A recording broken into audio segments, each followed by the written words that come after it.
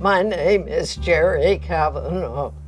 We are in Los Angeles, California, on my front porch. My life started in Memphis, and when I was 8 years old, I was looking at one of my father's botanical books, and my mother saw me going like this over some of the drawings, but I didn't touch the book with the pencil. And she said, "What are you doing?" And I said, "Well, I'm feeling the picture." And she said to my father, "Take her down to that public art school." And he did. And he said, "I don't expect you to do anything with this, but I do expect your life to be enriched." Later, I went to college and art school at the same time in Memphis. And then I did graduate work at Cranbrook outside Detroit. There were only 125 students, so everybody worked together. Besides, at that time, Detroit was the hotbed of design because of the car companies. And I did work for GM there, and I did work for Victor Gruen for 1 year. Victor Gruen really invented the shopping center, and he had a very successful firm. Then I came here to California.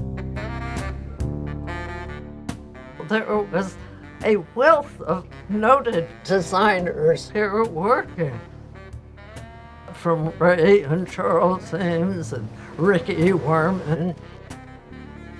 LA had a sense of place that the East Coast didn't realize. They still thought we were next to China. I worked for Gruen here, and that's where I met Frank Gehry, and we became friends. My early clients were really in retail. I designed one of Joseph Magnon's first department stores.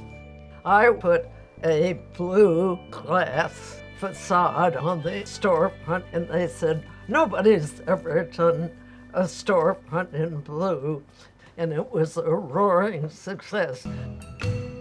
Frank Gehry opened an office, and he and Greg Walsh took me to the Swiss Cafe for lunch and said, "Why don't you join us?" That's how we started. And at that time, cardboard was in the air. Frank was doing corrugated cardboard furniture.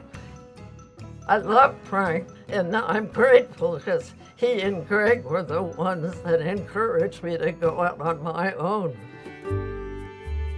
I did whole interiors, like I designed Neutrogena's office. I designed a lot of fabric, a lot of wallpaper. I designed lamps and furniture. I have a chair used in the Richard Nixon Library.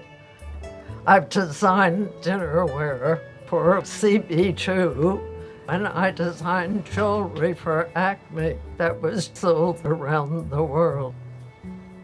I like them all. There's no favorites. I always put my all. It's whatever comes to me next. If you don't have good design and good craft, you don't have anything. Good design gains for everybody. It's a better product, it's better made, it has a history, it has a worth. It's wasting your money if you don't have good design.